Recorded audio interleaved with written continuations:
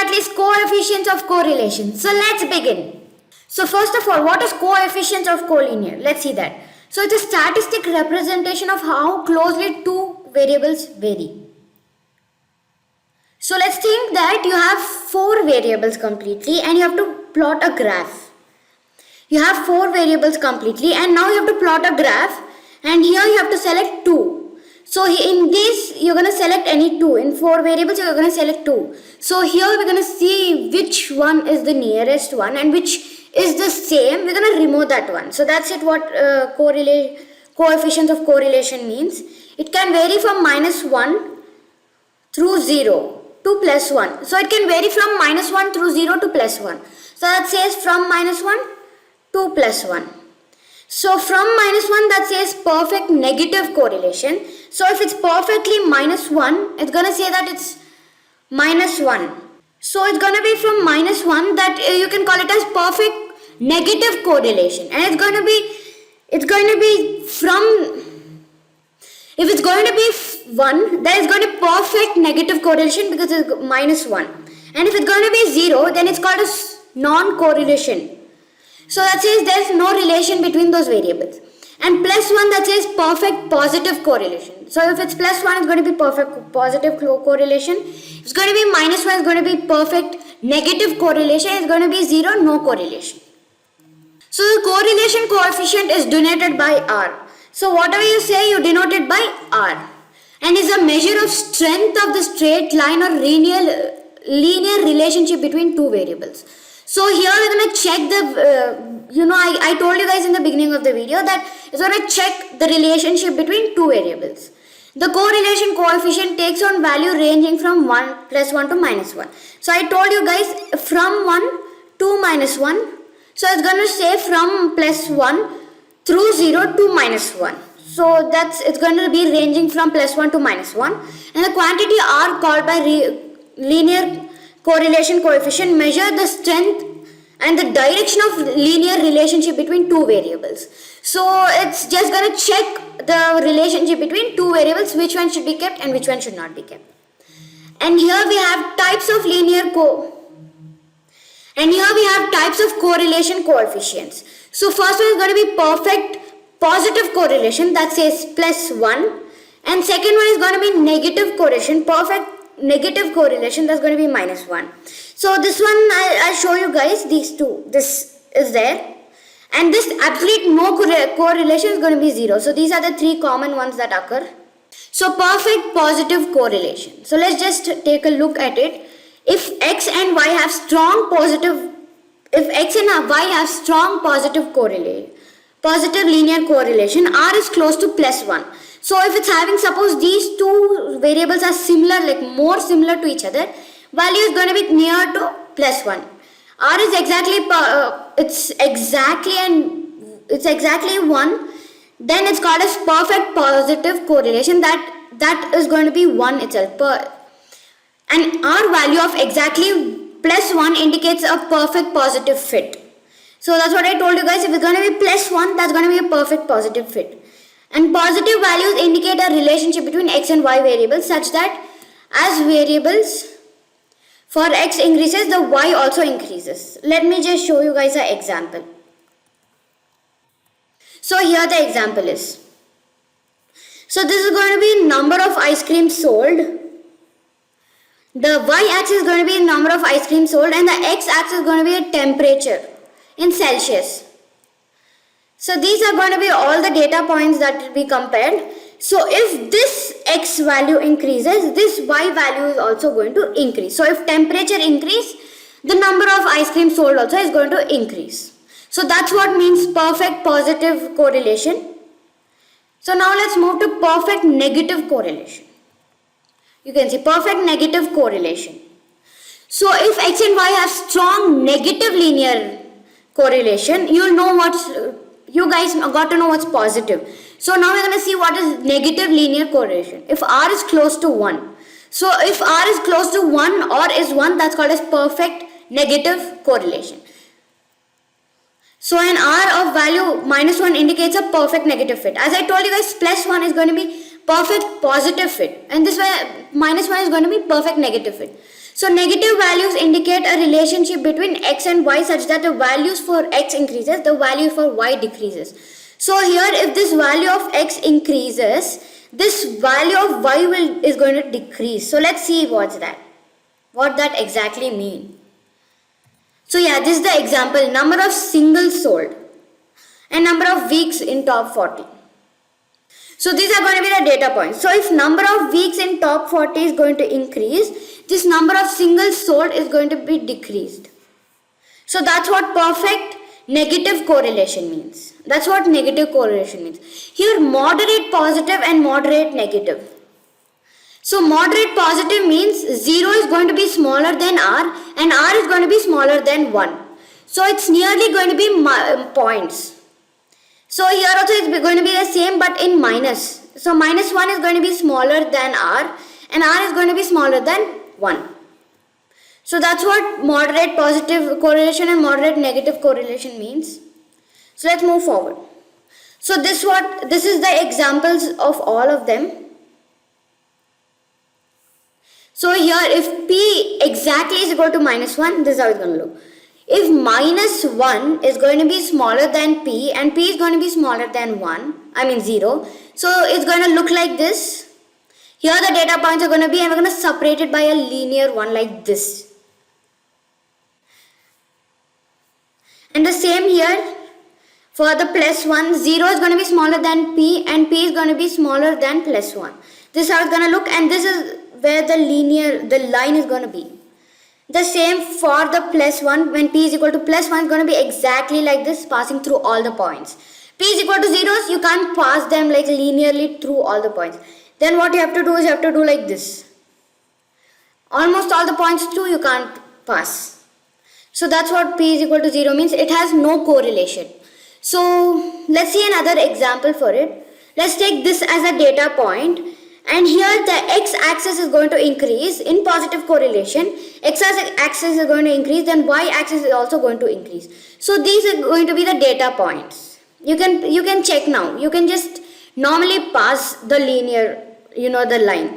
And negative correlation too, you can just pass normally. And this x-axis is going to increase, y-axis is going to decrease. Here no correlation means this y and x has no correlation. This y variable doesn't have any relation with this x-axis. So this is how it's going to look like. You can't pass any line through it too. So absolute no correlation. I told you if there's no linear correlation or a weak linear correlation, r is close. If r is going to be close to 0, then it's called as absolute no correlation. A value near 0 means that there's a random non-linear relationship between two variables. So that says either random or there's no relationship between this x-axis and y-axis. Or you can take two variables. So the formula for calculating this, the formula for calculating the collinear coefficients are, I told you guys this is going to be denoted by r. And we're going to see r is equal to 1 divided by n plus 1 plus xi, that says these are all the values, minus x divided by standard variance of x, and the same for the y. So let's see how to do that. So first let's come with x. So here you can check that x. So they're asking xi. You have to check the standard variance. So let's just check that. Let me just move. Yeah, so this is going to be the standard variance. So let's calculate it out. So here minus 0.16 is going to be, because you can check the standard correlation is going to be like that, and you're going to check the standard correlation. If it's either going to be 0, we're going to remove this up. So here a few data points are going to be 0, so I have removed them up.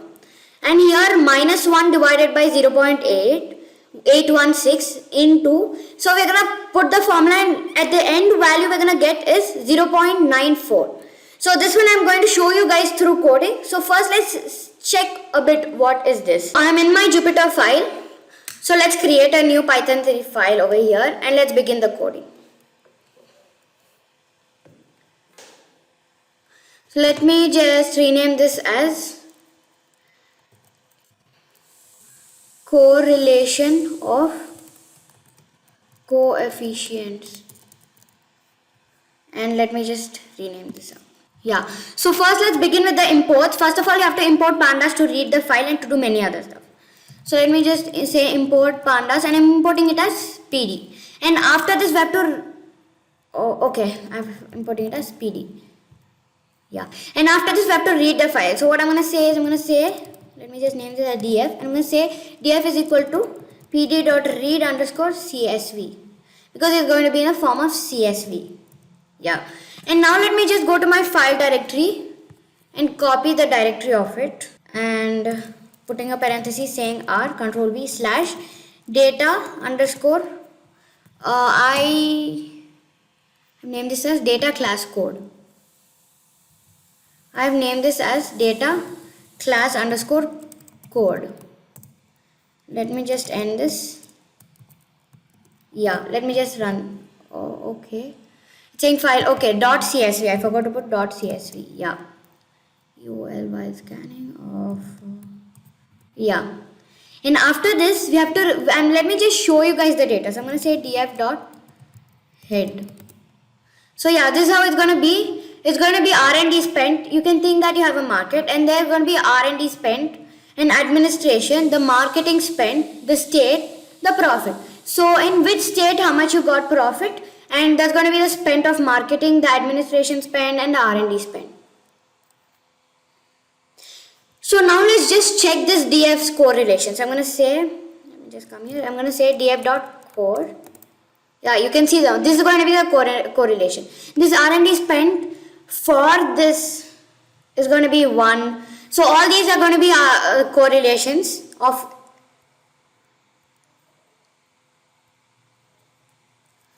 So all these are going to be correlation of each and everything. So now let's just set the x and y axis. So I'm going to say x is equal to df dot I log. So I'm going to log this up. I'm going to say this is x axis. I mean, this is going to be the x value. I'm going to put a, let me just write out the syntax like this. 0, 2. And I'm going to come out and I'm going to say values. When you write this, when you're going to write these values, that time is going to come in an array form. Okay, so I have to put a square bracket over here. So let me just copy, I'm just going to copy this line from my reference file for the x and for the y. Let me just do the same for the y axis too. Okay, let me just run this. Yeah, and now we have to split this data. So what I'm going to say is, I'm going to say from sklearn dot model import. Yeah, so from sklearn dot model import linear regression. Regression. Yeah, and okay. Sklearn dot model. There's nothing called as sklearn dot model. Okay, it's sklearn dot linear model. Linear underscore model. Yeah.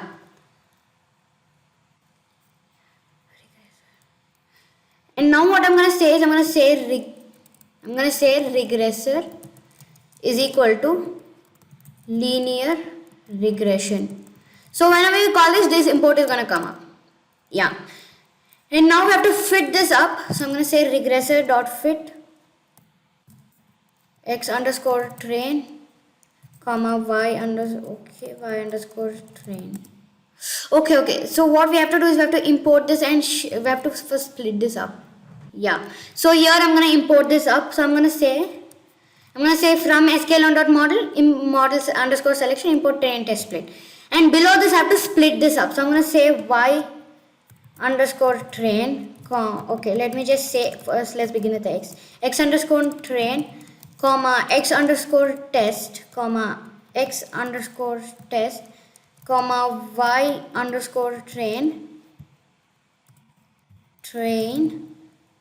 comma y underscore test is equal to, I'm going to say train underscore test underscore split. So it's automatically going to split this up.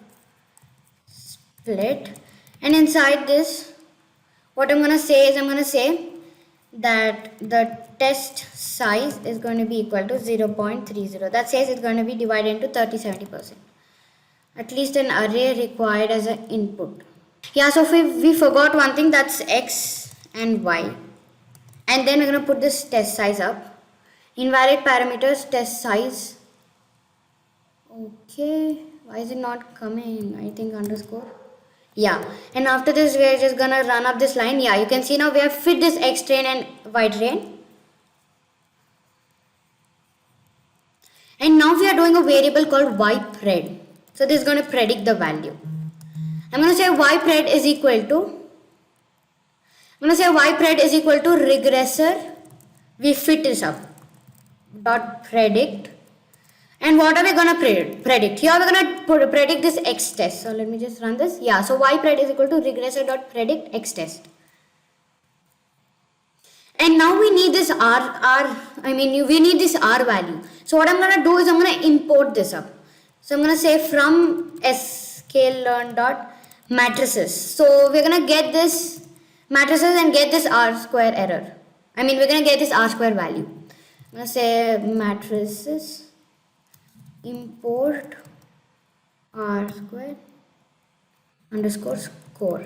So let's run this. Yeah, after this import we have to get this r square.